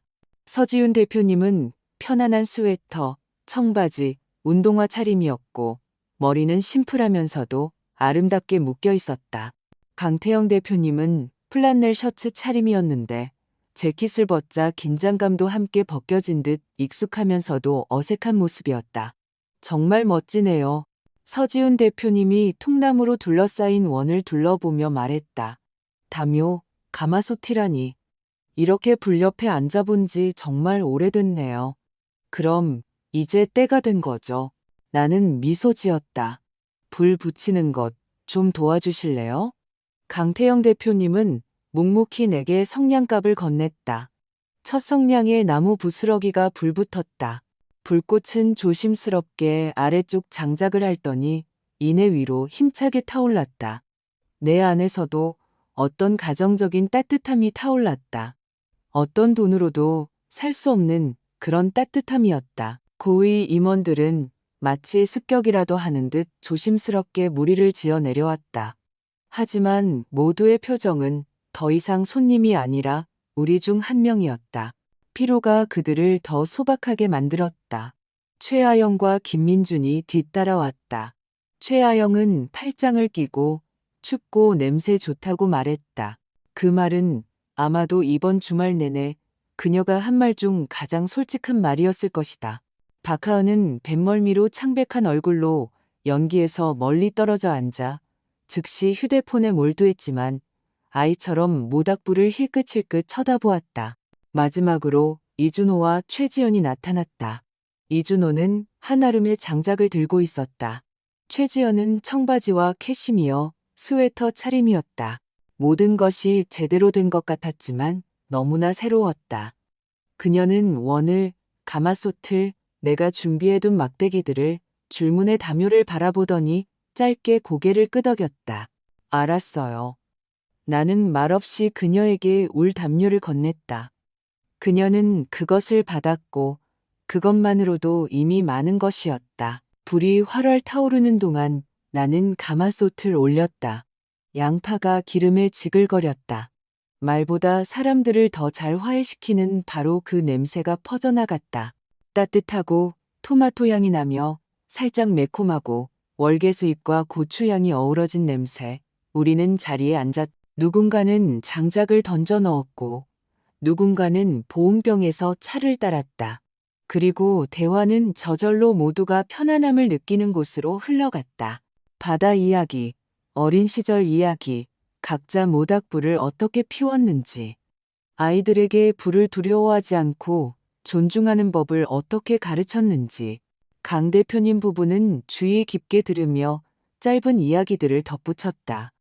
예전에 경비원으로 건설 현장에서 밤을 새우며 벽돌 위에 차를 끓여 마셨던 이야기 같은 것들. 고위 임원들은 점차 마음을 열고 조용하고 적절하게 웃었다. 박하은은 휴대폰을 내려놓고 머그잔을 들어 마치 아기 고양이처럼 뺨에 가져다 댔다. 정민수와 이수진은 이미 어두워졌을 때 나타났다. 박물관에 온 것처럼 조심스럽게 둘이 함께 다가왔다. 정민수는 얇은 코트 차림이었고 이수진은 흰 스카프를 두르고 있었다. 나는 즉시 그녀의 스카프에 연기 냄새가 뵐 것이고 그것이 비극이 될 것이라고 생각했다. 안녕하세요. 내가 일어나며 말했다. 차 드릴까요? 매운탕은 30분 후에 나올 거예요. 스튜는 더 일찍요. 이수진은 담요, 가마솥, 나무 머그잔을 쳐다보더니 낯선 아이에게 예의 바르게 미소 짓듯이 웃었다. 고맙지만 저희는 잠깐만 있을 거예요. 그녀가 기침했다. 저희는 아침에 일찍 출발해야 해서요. 계획이 있어요. 편하신 대로 하세요. 내가 답했다. 모닥불은 지금 이 순간이 좋은 사람들을 위한 거니까요. 정민수는 앉지 않고 서 있었고 나는 그의 말을 이해했다. 하지만 지금은 아니었다. 그때쯤 불꽃은 이미 하늘로 튀어올랐다. 이준호는 이미 빵을 펼쳐놓았다. 누군가는 어린 시절처럼 빵을 숯불 위에서 노릇하게 구웠다. 서지훈 대표님은 웃으며 예전에 바닷바람에 최고의 간식한 쟁반을 통째로 날려버렸던 이야기를 했다. 그리고 모두가 그 후로 까맣게 탄 것을 맛있게 먹었는데 그곳의 모든 것이 맛있었기 때문이라고. 음식이 맛있었던 것이 아니라 주변의 행복이 맛있었던 것이다. 이야기 좀 해주세요. 강태영 대표님이 스튜가 그릇에 담기고 원이 조금 더 따뜻해지자 물었다. 김미영 씨는 이야기 잘하시잖아요? 잘하죠. 내가 말했다. 우리 등대와 어린 시절 내내 어둠을 무서워하다가 다른 사람들에게 빛을 밝혀주는 법을 배운 소녀에 대한 이야기가 있어요. 나는 과장 없이 소름 돋게 하려는 것이 아니라 갈대밭에서 바람이 스치는 소리, 불꽃이 타닥거리는 소리 속에서 사람들을 연결하는 바로 그 실오라기를 위해 단순하게 이야기했다. 귀로 듣는 것이 아니라 마음으로 듣는 것처럼. 이야기 중간쯤 최지연이 어깨를 살짝 내리고 이수진이 스카프로 코를 가리는 것을 멈추고 미소 짓는 것을 보았다. 완벽한 미소가 아니라 인간적인 살짝 비뚤어진 미소였다. 고위 임원들은 마치 5분간 어린 시절로 돌아간 것처럼 들었다. 박하은은 후드를 벗었다. 그녀의 눈은 반짝였다. 연기 때문인지 아니면 그녀 안에 무언가가 움직였기 때문인지 나는 불꽃 너머로 이준호의 눈을 보았다. 그리고 그 안에 8년을 모아온 가치가 있었다. 그는 나를 역할이 아닌 불편함이 아닌 나를 보고 있었다. 최지연이 먼저 일어났다. 가봐야겠어요. 그녀가 조용히 말했다. 바다 때문에 머리가 아파서요. 어머니는 앉아 계세요. 저는 내일 아침에 들를게요. 이준호가 이미 일어섰지만 그녀는 손바닥으로 그를 막았다. 아니야, 나 혼자 갈게. 앉아 있어. 그녀의 모습은 길 위로 사라졌다. 불은 조금 사그라들었고 대화는 계속 이어졌다. 이제는 때로는 더 즐겁게, 때로는 더 느긋하게. 나는 흑벽 속 금에 대한 짧은 이야기를 더했다. 남의 부가 때로는 손가락 사이에 소금기 섞인 모래가 되고 자신의 작은 것이 문득 더 밝게 빛나는 방법에 대한 이야기. 강 대표님 부부는 웃으며 동조했다. 정민수는 말없이 불을 바라보았다. 마치 그 안에서 오랫동안 보지 못했던 무언가를 보는 것처럼 진열장 없는 아늑함이었다. 10시쯤 바람이 바뀌고 추워지기 시작했고 우리는 정리를 시작했다. 남자들이 가마솥을 치우는 것을 도왔다. 강태영 대표님과 이준호는 재에 물을 부었. 나는 어디에도 불씨가 남아있지 않은지 확인했다. 모두가 왠지 모르게 친근하게 헤어졌다. 고맙습니다. 집 같았어요. 100년 만에 이런 경험을 했네요. 이 단순한 말들에는 10번의 거칠애보다 더 많은 의미가 담겨 있었다. 길에서 정민수가 나를 따라잡았다. 김미영 씨. 그가 조용히 말했다. 무슨 말부터 해야 할지 계속 생각했어요. 모닥불에 대해 이야기하려는 것이 아니라 이준호 씨에 대해 이야기하고 싶었어요. 그는 조심스러운 단어를 고르며 말을 더듬었다. 선생님은 아시겠죠? 지금 이준호 씨가 무엇을 저울질하고 있는지요? 알죠. 내가 말했다. 그리고 오랜만에 처음으로 그래야만 하는 것들이 아니라 진실된 것들 선택했다는 것을 봐요. 정민수는 고개를 끄덕였다. 마치 그것이 답이자 도전이자 동시에 부탁인 것처럼. 내일 아침에 들를게요. 그가 잠시 후 덧붙였다. 15분 동안요. 우리 모두에게 명확히 할 필요가 있어요. 그가 떠나자 다시 고요함이 찾아왔다. 바다가 숨쉬고 있었다. 돌멩이들이 유리잔 가장자리에 숟가락 부딪히듯이 물에 부딪혔다. 나는 현관으로 올라가 문 앞에서 잠시 멈췄다. 손님방 창문에는 불이 켜져 있었고 최지연의 그림자가 새처럼 커튼 위를 스쳐 지나갔다. 주머니 속 휴대폰이 짧게 진동했다. 서지훈 대표님에게서 온 메시지였다. 내일 11시에 항구에서 뵐게요. 프로젝트에 대한 생각이 있고 개인적으로 김미영 씨께 질문이 하나 있어요. 나는 현관에 서서 문득 분명히 깨달았다. 아침에는 두 가지 대화가 동시에 찾아올 것이라는 것을. 지난 한 해 동안 이준호를 위해 조용히 기도했던 바로 그 대화와 나와 최지연이 오랫동안 회피했던 것을 소리내어 말해야 할 대화였다. 그리고 나는 어떤 대화가 더 어려울지 아직 알지 못했다. 아침은 맑고 평온했다. 바다가 조용히 숨쉬고 생각들이 저절로 정리되는 그런 날이었다. 나는 커피를 끓여 머그잔을 들고 테라스로 나와 난간 옆네 자리에 앉았다. 소금 냄새와 어제 모닥불의 미미한 연기 냄새가 났다. 기분 좋은 가정의 흔적이었다. 문이 스르륵 열리고 최지연이 나왔다. 화장기 없는 얼굴, 포니테일, 청바지, 어두운 스웨터 차림이었다. 지쳐 보였지만 생기 있는 얼굴이었다. 앉아도 될까요? 그녀는 빈 의자를 가리키며 물었다. 그럼 우리는 말없이 앉았다. 바다가 우리 대화의 절반을 대신해 주었다. 잠을 못 잤어요. 그녀가 시선을 주지 않고 말했다. 어제와 그제 일을 계속 곱씹었어요. 제가 과했어요. 집에 대해서도, 22명에 대해서도, 그리고 어머니께 말하는 방식에 대해서도요. 받아들였어. 내가 간단히 답했다. 다음은? 그녀는 마치 수영장에 발을 내딛는 것처럼 숨을 들이쉬었다. 저는 늘 실패하지 않으려고 애썼어요. 아빠 사업이 2번이나 무너졌거든요. 우리는 이사 갈 때마다 상자를 옮겼어요. 그때 결심했죠. 저는 올바른 인맥을, 완벽한 모습을 붙잡아야 한다고요. 그게 때로는 안정감을 주니까요. 근데 실제로는 어제처럼 되는 거죠. 사람들이 모닥불 앞에서 웃는 건 겉모습 때문이 아니라 옆에 있는 따뜻함과 진정성 때문이라는 걸. 강 대표님 부부가 찾은 건 제가 아니라 어머니였어요. 보기 힘들었지만 이해했어요. 우리는 침묵했다.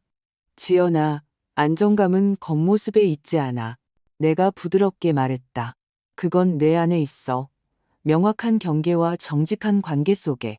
그녀는 고개를 끄덕였다. 노력할게요. 그리고 죄송해요. 침범한 것에 대해 받아들였어. 내가 다시 말했다. 다음부터는 집의 규칙대로 해. 먼저 전화하고 계획을 세우고 22명은 안 돼. 그녀는 심지어 미소 지었다. 진짜 백이 인간적인 살짝 비뚤어진 미소였다.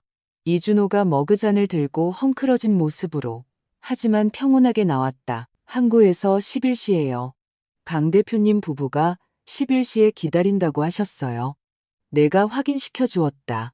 그리고 정민수, 이수진 부부도 15분 정도 들르겠다고 했으니 카페까지는 도착할 거예요. 그들은 정확히 20분 후 도착했다. 사무실 회의에 가는 것처럼 정확하게. 이수진은 밝은 코트 차림으로 차분했다. 정민수는 침묵을 지켰다. 김미영 씨. 그가 시작했다. 어제는 저희가 기대했던 것과는 달랐어요. 하지만 사람들은 왠지 모르게 만족한 채 떠났어요. 이건 제가 분명히 기록해둡니다. 이제 이준호 씨 이야기로 넘어가죠. 강 대표님 부부는 기회이기도 하지만 동시에 돋보기와 같아요. 어떤 잘못된 몸짓이라도. 그리고 내가 차분하게 말을 받았다. 그는 성인이에요. 어제 그는 겉모습이 아니라 의미를 선택했어요. 위험에 대해 말씀하시는 거라면 위험은 늘 있지만 그는 머리와 강단이 있어요. 정민수는 이준호를 바라보았다. 이준호 씨, 지금 상황이 중요하단 걸 알죠? 알아요. 이준호가 말했다. 그리고 사람들이 필요로 하는 프로젝트를 만들고 싶어요. 단순히 프레젠테이션용이 아니라요. 침묵. 이수진이 먼저 미소 지었다. 모닥불이 좋았어요. 연기요? 네, 있었지만 사람들은 살아있는 것 같았어요. 정민수는 고개를 끄덕이며 콧방귀를 뀌었다. 좋아요. 항구에서 강 대표님 부부와 구체적으로 이야기해보세요. 그리고 저를 보더니 놀랄 일은 없겠죠? 라고 덧붙였다. 좋아요. 오늘은 없어요.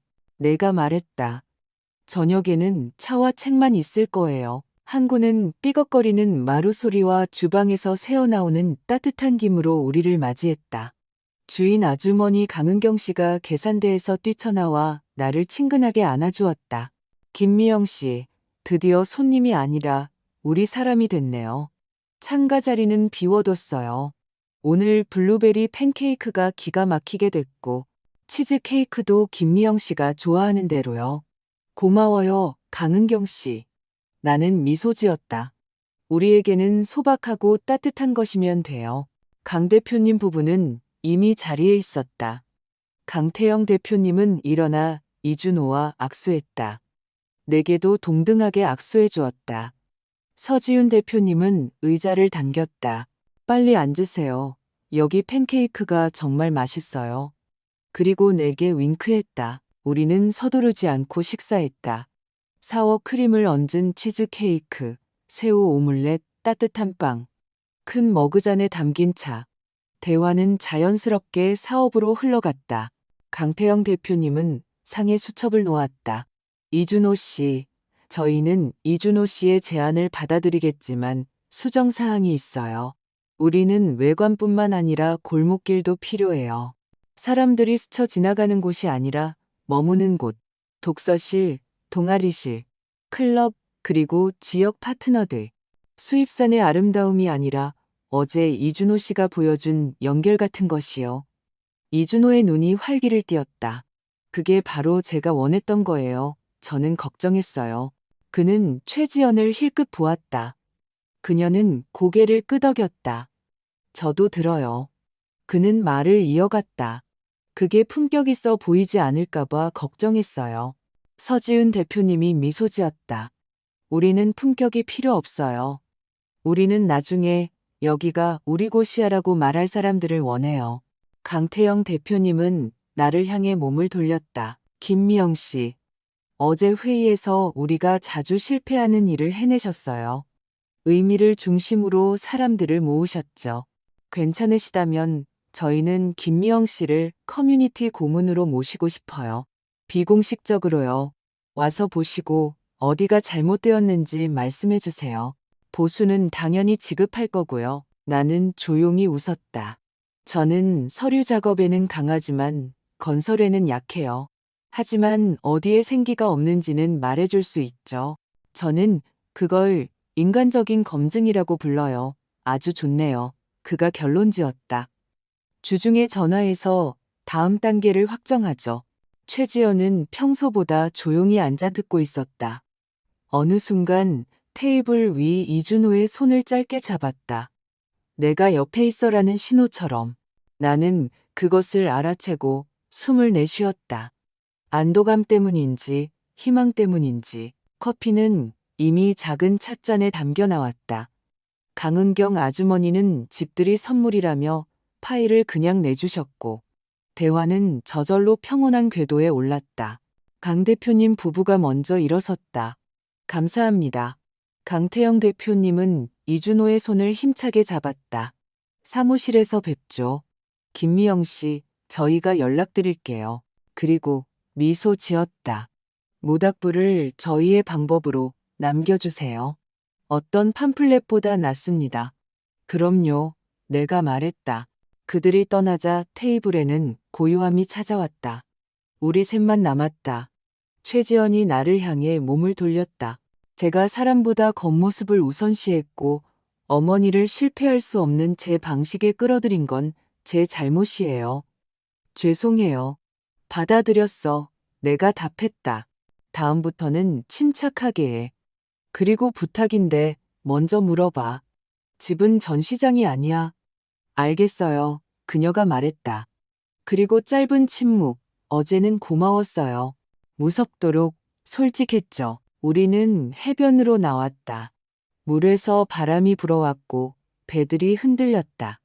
갈매기가 매점 앞 고양이와 다투고 있었다. 이준호가 나를 올려다보았다. 짐 싸러 갈까요? 엄마는 내일 책 정리 시작하고 싶으세요? 응, 하고 싶어. 나는 미소 지었다. 오늘은 테라스에서 차 한 잔 더 마실 거야. 그리고 난 행복해. 휴대폰이 진동했다. 서지훈 대표님에게서 온 메시지였다. 김미영 씨, 혹시 다른 사람 귀 없는 곳에서 5분 정도 시간 있으시면 창고 옆쪽 출구로 나와 주시겠어요? 개인적인 부탁이 있어요. 나는 이준호와 최지연을 바라보았다. 너희 먼저 차로 가. 난 1분 뒤에 따라갈게. 모퉁이를 돌자 항구의 두 번째 출구인 부두로 이어지는 좁은 통로가 나왔다. 서지훈 대표님은 바람을 피해 서 있었다. 진지한 표정으로 평소에 사교적인 미소는 없었다. 빨리 말씀드릴게요. 그녀가 말했다. 프로젝트에 대한 이야기가 아니라 김미영 씨에 대한 이야기예요.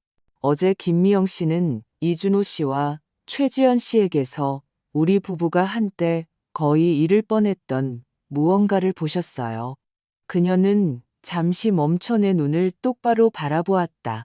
제가 불편한 질문 하나 던지는 것을 도와주실 수 있나요?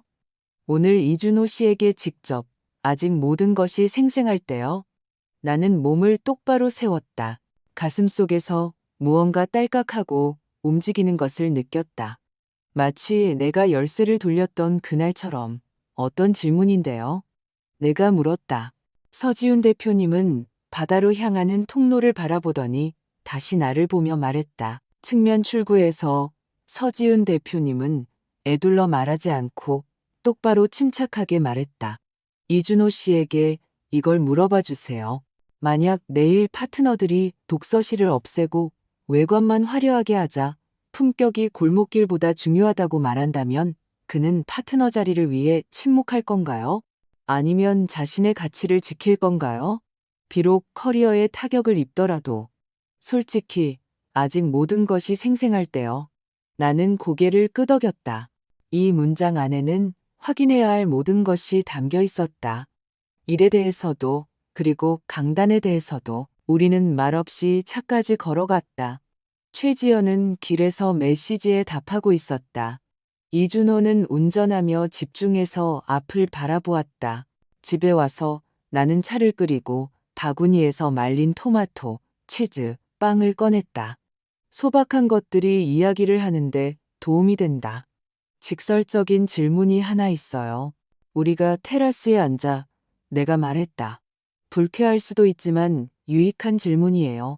내일 고위 임원들이 골목길 따위는 필요 없고 우리는 화려함이 필요하다고 말하면 너는 파트너 자리를 위해 침묵할 거야? 아니면 커리어 위험을 감수하고 반대할 거야? 이준호는 처음에는 시험 문제를 들은 것처럼 기계적으로 비웃었지만 이내 미소가 사라졌다. 그는 마치 그곳에서 답이나 용기를 찾는 것처럼 바다의 시선을 고정했다. 너무 오랫동안 그래야만 하는 것을 선택했어요. 그가 마침내 말했다. 그리고 너무 자주 텅 빈 그림만 얻었죠. 사람들이 행복해하는 것을 만들고 싶어요. 렌더링에서가 아니라 실제 삶에서요. 논쟁해야 한다면 논쟁할 거예요. 만약 최후 통첩을 받는다면. 그는 머뭇거렸다. 모르겠어요. 하지만 물러서고 싶지 않아요. 모르겠어라고 하는 건 솔직한 거야. 내가 말했다. 중요한 건 그들이 말하는 대로가 아니라 네가 믿는 대로 하는 거지. 최지연은 똑바로 앉아 말을 끊지 않고 들었다. 그리고 그것 자체가 이미 새로운 것이었다. 그러고는 그녀가 손바닥을 상 위에 놓았다. 이준호 씨, 저는 당신을 설득하지도 싸우지도 않을 거예요. 어제 저는 처음으로 겉모습이 일을 방해할 수 있다는 것을 봤어요. 만약 그것이 당신의 선택이라면 저는 당신 옆에 있을 거예요. 다만 누군가에게 반항하기 위해서가 아니라 무언가를 위해서 해주세요. 그가 고개를 끄덕였다. 나는 우리 셋 안에 있던 무언가 무거운 것이 조금 움직이는 것을 느꼈다. 무너지지는 않았지만 흔들렸다. 이준호의 휴대폰이 삐빅하고 울렸다. 화면에 고위 임원 이름이 떴다. 그가 나를 올려다보았다. 받을까요? 나는 고개를 끄덕였다. 그는 스피커폰을 켰다. 손이 바쁠 때의 습관이었다. 이준호, 안녕. 목소리는 건조하고 차분했다.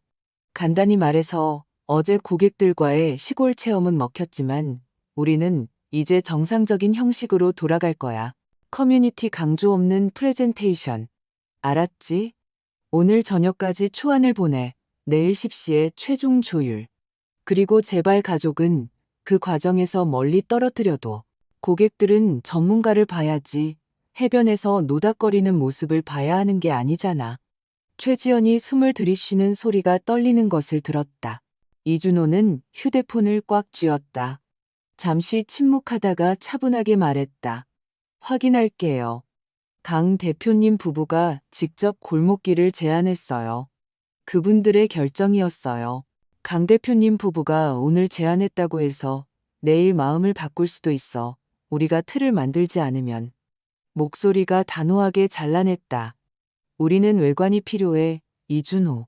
골목길로 가는 건 위험을 감수하는 거야. 지금은 위험을 감수할 때가 아니야. 자네도 알다시피 성인이잖아. 연결이 살짝 끊어졌다. 나는 이준호가 마치 물 위에 놓인 좁은 판자 위에 앉아 있는 것처럼 의자에 앉아 있는 것을 보았다. 왼쪽으로 한 걸음, 오른쪽으로 한 걸음, 그리고 그의 뒤에 있는 모든 옛삶이 부두 아래 바다처럼 울부짖었다. 그는 우리를, 나를, 그리고 차분히 최지연을 바라보았다. 그녀는 거의 알아채지 못할 정도로 고개를 끄덕였다. 말해. 그가 숨을 들이쉬고 어깨를 바로 했다. 그럼 이준호가 수화기에 말했다. 두 가지 말씀드릴게요. 이준호, 낭만적인 이야기는 됐어. 우리는 필요하니까. 그가 말을 끊었다. 첫 번째요. 그는 목소리를 높이지 않고 말을 이었다. 저는 텅 빈 그림은 만들지 않을 거예요. 두 번째요. 바로 그때 집으로 향하는 길에서 빠른 발걸음 소리가 들렸다. 현관에는 정민수와 이수진이 전화도 없이 서 있었다. 얼굴에는 업무적인 진지함이 엿보였다. 이수진은 침범한 것에 대해 사과하려 입을 열었지만 정민수가 먼저 이준호 손에 들린 휴대폰을 가리키며 말했다. 연결돼 있어서 다행이네요. 마침 이건에 대해 할 말이 있어요. 긴급한 수정 사항이 있어요. 그리고 이준호 씨. 그는 나를 그리고 최지연을 바라보았다. 지금 선택해야 할 거예요. 이준호가 일어섰다. 전화기 저편에서는 누군가 초조하게 손가락으로 테이블을 두드리는 소리가 들렸다. 스피커폰을 통해서도 들렸다. 그래서요, 그가 말했다. 제 두 번째 말씀은 정민수와 이수진은 마치 협상장 입구처럼 현관에 서 있었다. 스피커폰에서는 파트너의 목소리가 조용히 속삭였다. 골목길은 안 돼, 이준호. 우리는 외관이 필요해. 이준호는 뜨거운 머그잔을 들듯이 휴대폰을 손바닥으로 쥐고 있었다. 나는 그 안에서 무언가가 제자리를 찾아가는 것을 보았다. 수정 사항이 있어요. 정민수가 수화기를 가리키며 말했다. 그리고 질문입니다. 이준호 씨, 만약 지금 당신에게 의미를 없애고 화려함만 내세워라고 말한다면 무엇을 선택할 겁니까? 이준호는 눈을 들어 최지연을 짧게 바라보았다. 그녀는 거의 알아채지 못할 정도로 고개를 끄덕였다. 말해. 두 번째요. 그가 수화기에 이제는 명확하게 말했다. 저는 텅 빈 그림은 만들지 않을 거예요. 고객은 어제 골목길을 제안했어요. 저는 이 접근 방식을 옹호할 겁니다. 만약 회사의 입장이 외관만이라면 저는 프로젝트에서 빠지겠습니다. 전화 저편에서는 침묵이 흘렀다. 그러고는 건조한 목소리로 낭만적인 몸짓은 자네에게 어울리지만 이준호, 현실은 달라. 좋아, 초안을 평소대로 보내. 그리고 골목길은 옵션으로 추가해놔. 조용히. 그리고 그래, 모닥불 주변의 가족 모임은 안건이 아니야. 내일 보자. 그가 전화를 끊었다. 최지연이 한숨을 내쉬었다. 정민수는 아들을 바라보더니 뜻밖에도 부드럽게 말했다. 방금 잘 말했어. 이제는 강단을 지켜. 우리 부부는 항상 잘하지 못해서. 그가 머뭇거렸다. 중요한 것과 시끄러운 것을 구분하는 것을 어제가 도움이 됐어. 그래도 이수진은 절제된 미소를 지었다. 모닥불에 흰 스카프라니. 실수였어. 다음에는 명심해. 김미영 씨. 우리는 모두 웃었다. 긴장감은 바로 그만큼 풀려 일상으로 돌아갈 수 있게 되었다. 다음은 단순했다. 우리는 헤어졌다. 정민수와 이수진은 잠시 지인들에게 들르러 갔다. 최지영과 이준호는 여행 가방이 있는 방으로, 나는 테라스로 가서 바람과 바다를 맞았다. 휴대폰이 메시지로 깜빡였다. 서지훈 대표님에게서 온 메시지였다. 귀사의 비전을 담은 편지를 보냈습니다. 골목길은 옵션이 아니라 핵심입니다. 귀사에서 이것을 확고히 해달라고 요청했어요. 힘내세요. 나는 미소 지었다. 이것은 구원이 아니라 소리내어 말해진 건전한 상식이었다. 저녁이 되자 모두가 저절로 헤어졌다. 어떤 이는 차에서 손을 흔들었고, 어떤 이는 솔직함에 대한 사과의 고마움을 문자로 보냈고, 어떤 이는 아무 말도 없었다.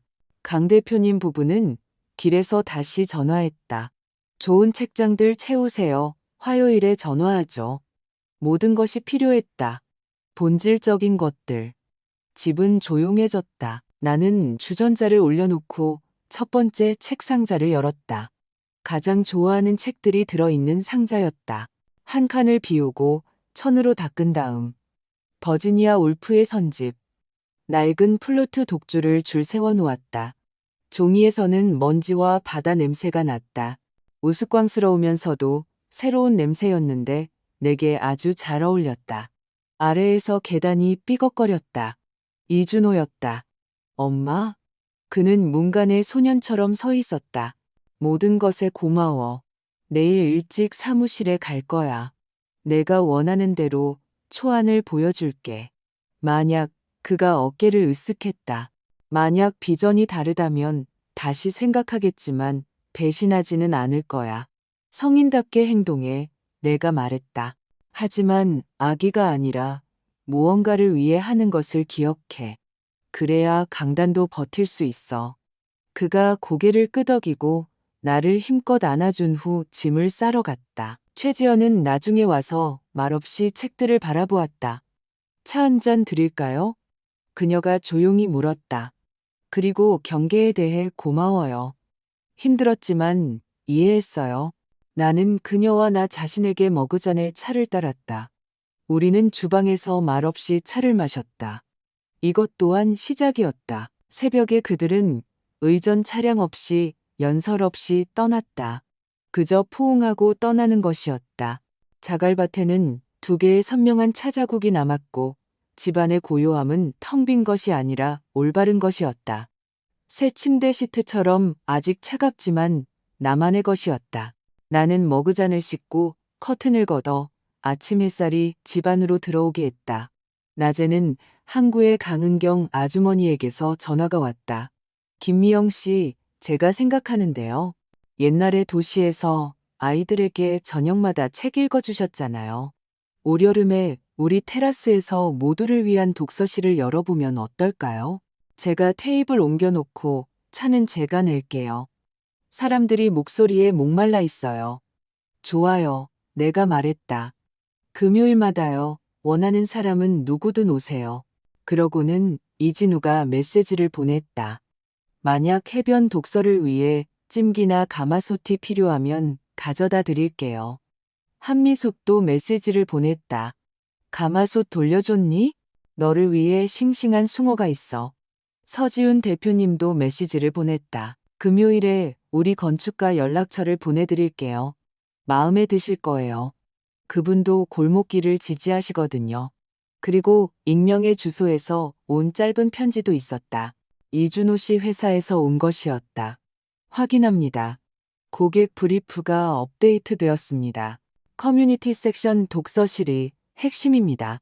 감정 없이 오직 사실만 충분했다. 저녁에 나는 길을 따라 물가로 내려가 어제 불씨가 남아있던 통나무 위에 앉았다. 바다가 아주 조용히 숨쉬고 있었다. 등 뒤에는 그림 같은 것이 하나도 없는 집. 오직 필요한 것과 사랑하는 것들만 있는 집이 있었다. 주머니 속 휴대폰은 침묵하고 있었다. 옆에는 빈 찻잔이 놓여 있었다. 나는 승리나 항복에 대해 생각하지 않았다. 그저 편리한 사람으로 존재하는 것이 끝나고 나 자신으로 존재하는 것이 시작되는 단순한 지점에 대해 생각했다. 경계란 울타리가 아니라 손잡이가 내 쪽에 달린 문이라는 것에 대해 원하면 두드리고 아니면 그냥 지나가라고 그리고 서운해하지 말라고. 어두워지자 나는 위로 올라갔다. 손님방 침대 위에는 파란 종이에 쌓인 좁은 뭉치가 가지런히 놓여 있었다. 새로운 선반을 위한 것이었다. 이준호의 필체였다. 안에는 액자가 있었다. 흑백 사진 속 우리 둘.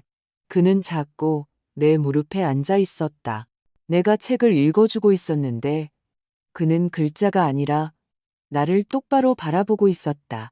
마치 기억하려는 듯 뒷면에는 연필로 쓰여 있었다. 엄마, 나 알았어. 이야기가 그림보다 중요해. 들려. 이준호. 나는 액자를 창가 협탁 위에 놓았다. 아침에 가장 먼저 보는 물건이 되도록 차를 따르고 난간 옆내 자리에 앉았다. 어둠 속에서 파도가 스치는 소리가 났다. 멀리 어딘가에서 낯선 집의 문이 닫히는 소리가 들렸다. 길 위에 있던 고양이가 짧게 야옹하고 울며 내가 제자리에 있는지 확인했다. 제자리에 있어. 나는 고양이에게 그리고 나 자신에게 말했다. 내일은 책을 정리할 거야. 그러고는 여름 독서에 대한 공고를 쓰고 일주일 후 모든 것이 잘 풀리면 강은경 씨와 함께 항구 테라스에 그림이 아니라 목소리를 찾아올 사람들을 위한 첫 의자들을 놓을 것이다. 그리고 이것은 행복한 결말이 아닐 것이다. 이것은 내가 마침내 내 규칙대로 살아가는 평범한 삶이 될 것이다.